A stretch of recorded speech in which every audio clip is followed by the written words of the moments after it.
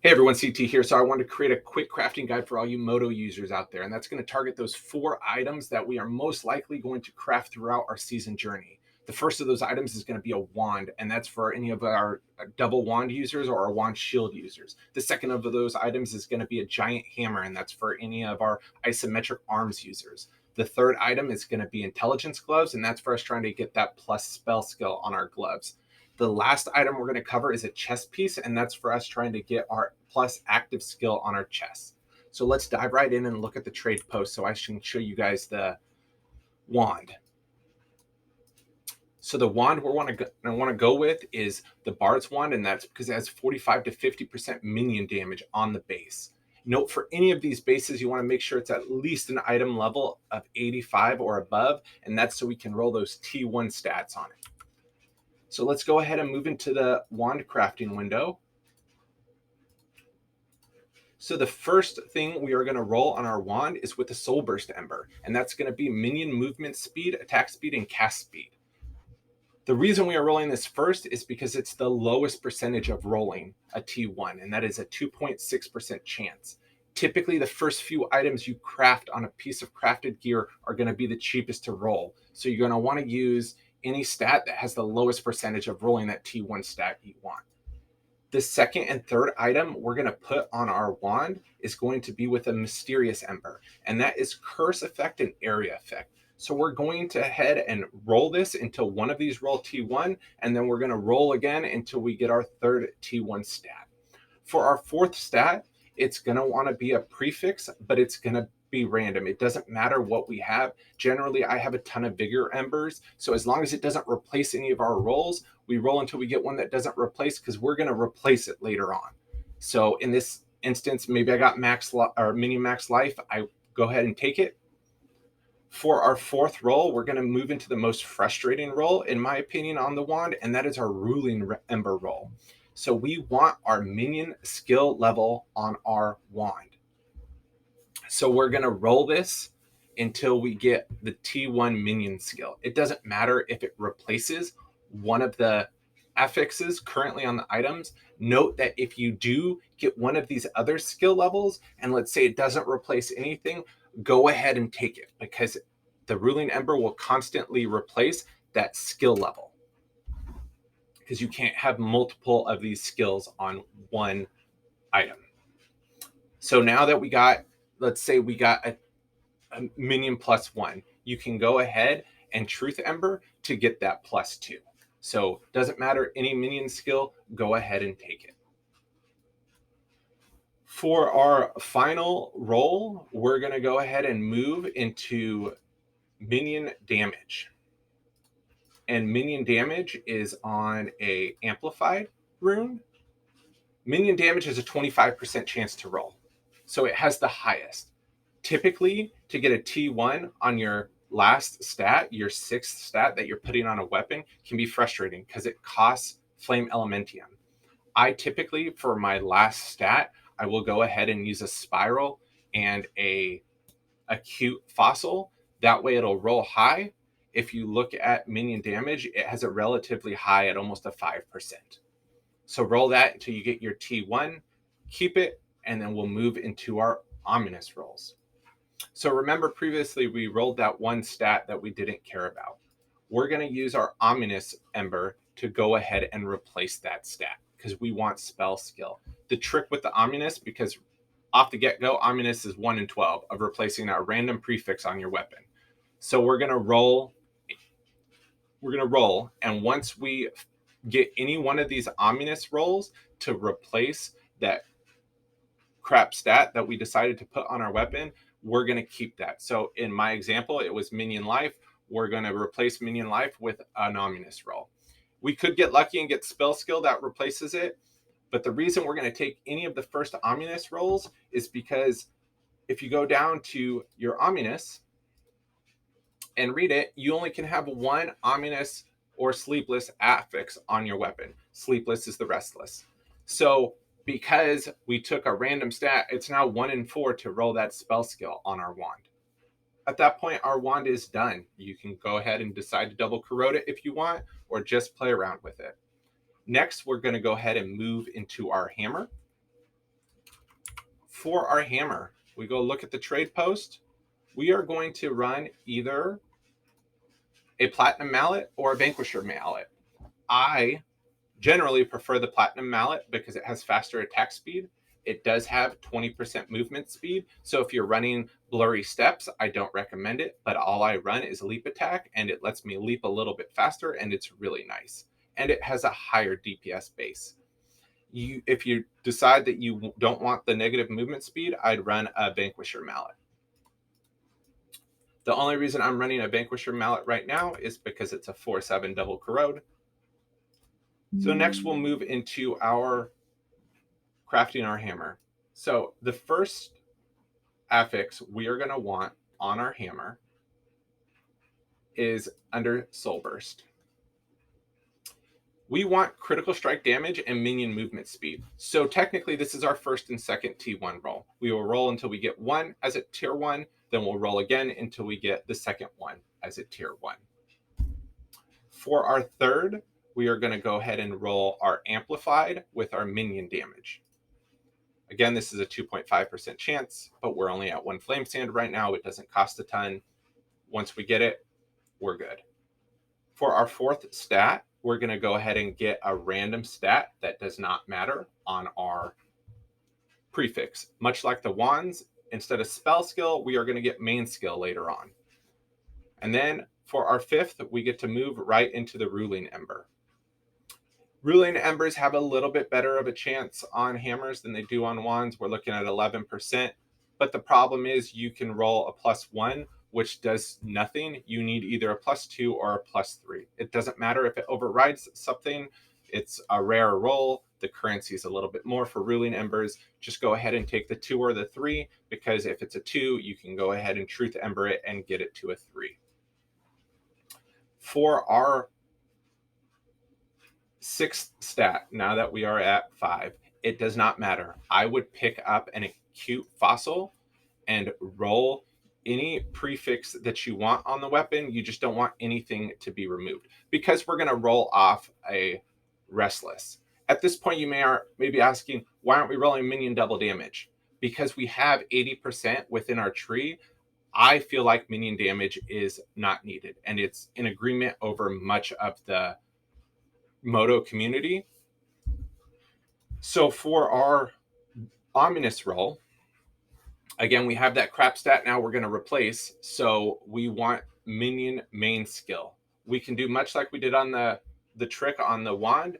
And as soon as we replace that crap stat, we can go ahead and keep it. And then we move down to a 1 in 4 chance at rolling main skill. The only problem here is you never want to take gear physical damage. The reason for that is there is a bug right now. And if you take gear physical, the next ominous roll will never roll gear physical unless it's changing the gear physical stat itself to a higher percentage. So make sure you don't take gear physical. As soon as you get one of these 3 to replace that junk stat, go ahead and take it. For our restless roll, again, a lot of people are taking minion critical strike rating. We're already at 90 to 95% just through talents alone. So I find that this a wasted stat. I have decided to go with focus strike. Area skill is still up to 40% more area damage.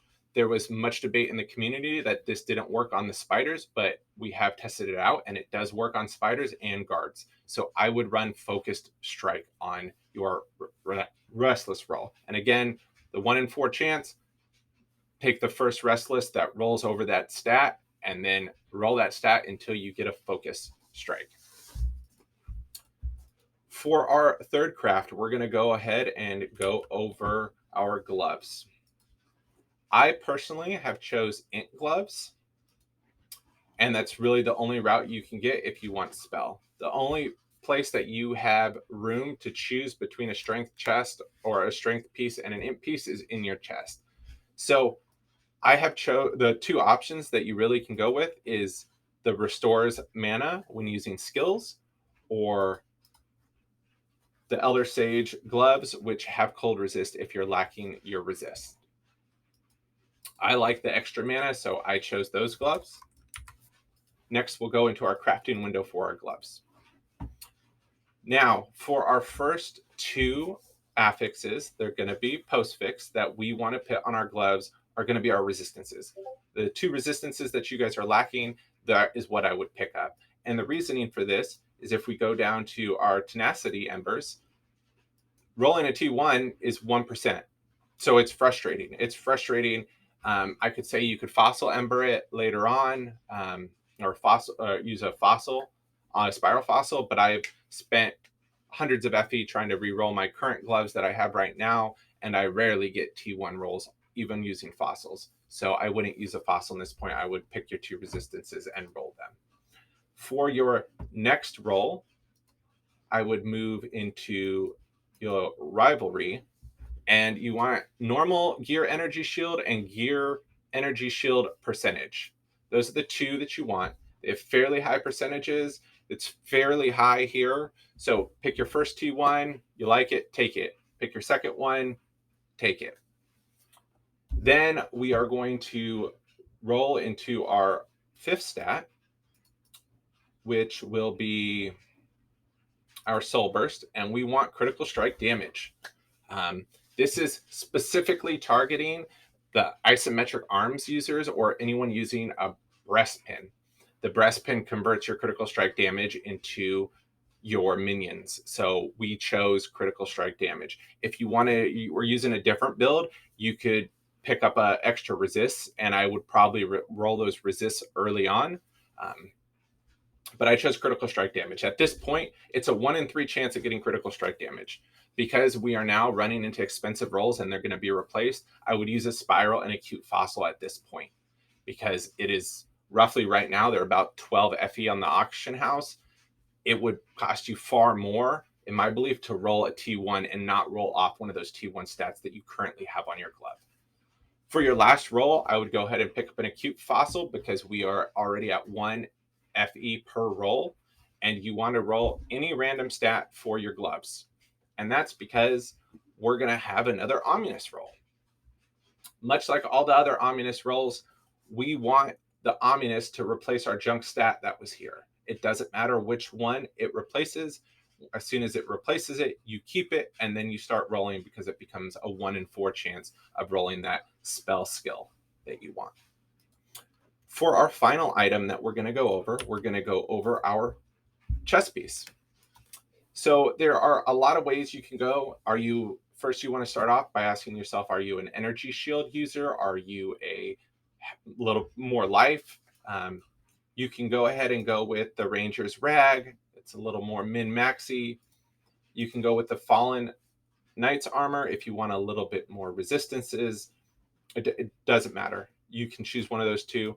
As for your int chest, I wish I would have gone with Barrier because I am running Barrier in my talents. You can go with that. You can go with the Long Knight's Sorcerer's Robe, which is a little more expensive route. You can even go with the Spell Block, which is what I have gone with. So now we'll move into what we are rolling on our chest.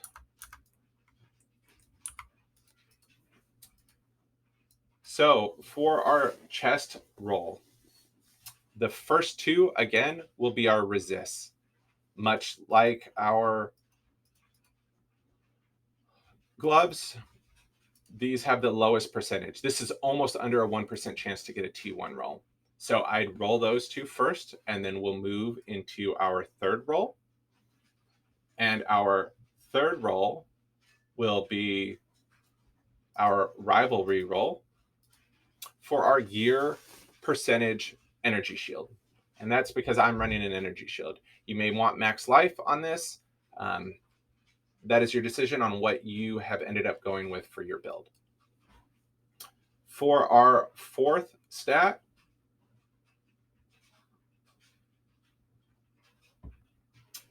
I will go with minion damage. And that's because minion damage has a fairly high chance to roll. So here's our minion damage on our amplified. It's a 1 in 3. You're at your fourth. You could spiral if you want. It's not needed. So then our last two rolls are going to be whatever you want because we are going to replace them. I have chosen active skill and aura the active skill is my ominous roll. So much like our other chances, you're going to roll over your crap stat until it replaces it with one of these 4. Once it replaces one of these 4, unless you already got active skill, you roll until you get active skill in that slot. You can, again, it doesn't matter if it's 1 or 2, we can go ahead and truth ember this.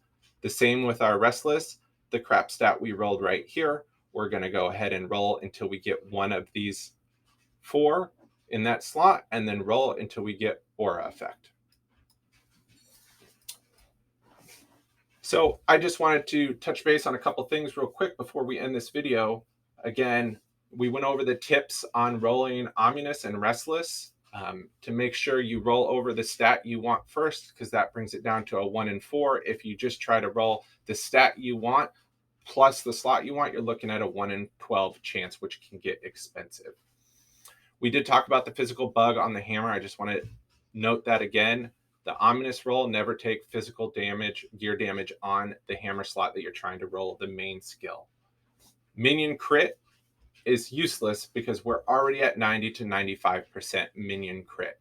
The extra 5% to hit 100 is not going to have as big of an impact as something like Focus Strike. The same goes with double damage. We're already at 80%. So we're going to overcap if we take a double damage roll. So if we can roll something that increases by 40% damage, like Focus Strike, we should definitely go that route. I hope you all enjoyed the video. Thank you again for all the support, and we'll talk soon.